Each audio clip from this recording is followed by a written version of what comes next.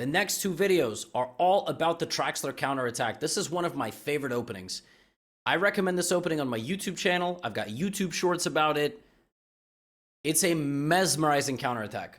And if you are here and you've never heard of the Traxler, you should learn this opening with the black pieces. I'm telling you, against unprepared opponents, which like 90% of the people who you're going to play are, it's tricky. It's a tough opening to prepare against. So what I'm going to do in my video is give you kind of like the cutting edge way to snuff out the plans, and then you know, you can go learn it with the black pieces too. It's here on Chessly. So look, we play our fried liver, and the opponent plays this. And this move is heinous because it just blunders the entire point of the opening. But what's funny is the best move is actually to take like this. That's strange.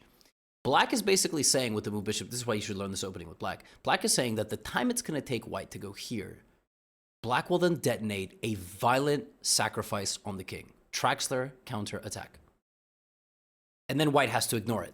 White can't take, I mean, white will run into all sorts of headaches. Black is threatening mate. Black is threatening to bring in the second knight. Then black is threatening to save the rook. And all of a sudden, like, why did you venture all the way down to black's position? With perfect play, white gets an equal game. With imperfect play, which is generally what happens, white loses almost like 70% of the time in some of these positions. So we're going to take with check. We're not going to get hit with this counterattack. And instead, we're going to force black to make a king move. Half the time, by the way, they play the wrong one because they don't study on Chessly, or they haven't watched my video enough, or whatever. And then we're going to back up and say, hey, we don't want this to the fork anymore. We just want you to be down a pawn and have no right to castle. So king e7 is the move, and it's played about half the time. The higher level you go past like 1500, it's played a bit more like 55%, but people forget. They don't remember what to do against this move, and moving the king forward feels unnatural, but black has to get the square for the rook, which you'll learn if you go study the Traxler. Now I recommend a move that is not very popular. Most people here with white go all the way back. It feels more comfortable to retreat the bishop all the way out of the position. It's not the best move. The best move is bishop d5.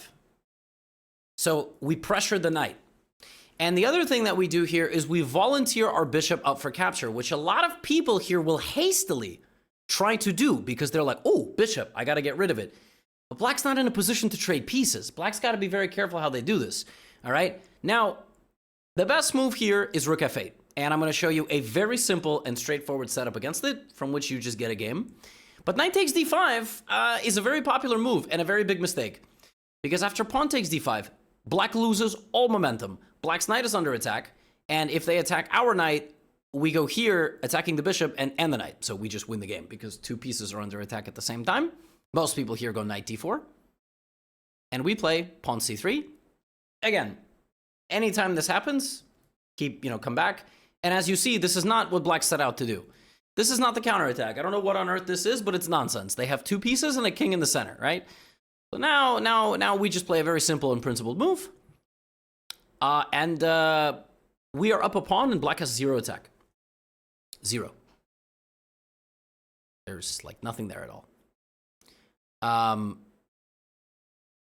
If h6, you can come back to f3. You can come back to e4. And the very next move is d4. And we just absolutely shred open the position and get to this king. So bishop d5 and taking there is just no good.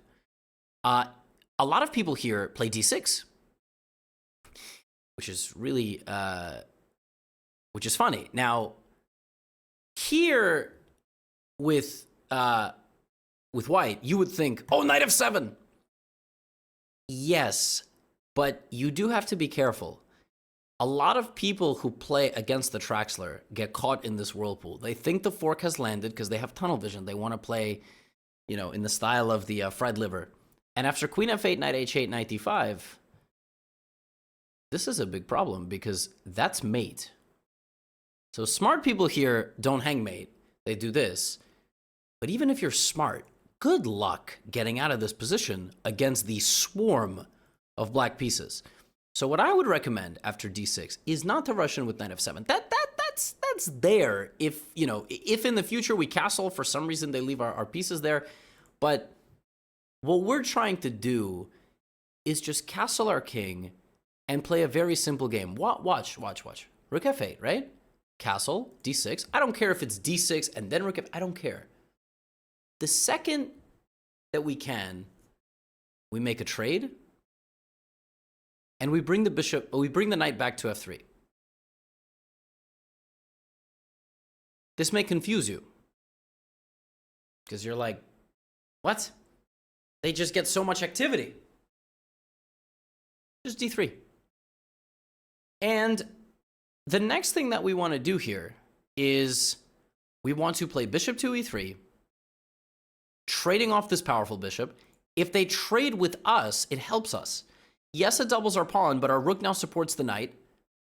And after bishop e3, we play knight d2. And all of our development is finished. Black's initiative has run out. You might be looking at this and going, what about knight h5, knight f4, and bishop to... Yeah, this is the drawback with having the king in the center. Because now they either have to lose the rook, which is terrible, or come back, which is also terrible, because we just gained a move. Right? We just gained a move. We don't even have to do that. We can just play knight d2. Now, another thing here, folks, knight f3, it's a trap. You would think this is a free pawn. It's a trap. d4. They can't do this because now look what's happening. Look what's happening. Rook e1. And it looks like, well, so what? Just d5. Bishop g5. The same problem. The same problem. And you're going to pick up material here, take on d4, and be good. Now, obviously, you still have to play. And you might lose the game a little bit later because the Traxler is tricky. It's not the easiest opening ever. But if you can get rid of all of these pieces one by one, they're not going to checkmate you. What? They're not magicians. They're going to run out of pieces at some point.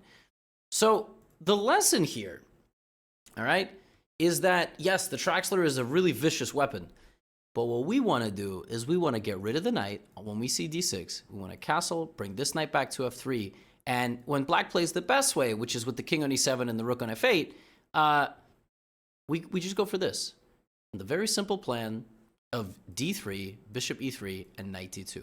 And by getting rid of those pieces very slowly and just being very solid, black's initiative runs out. And black can't get too crazy. Black's king is in the center ultimately. So this is how I recommend dealing with the Traxler when they play it the best way. If they try to open up their king, d4, autopilot. Autopilot d4, open up d4.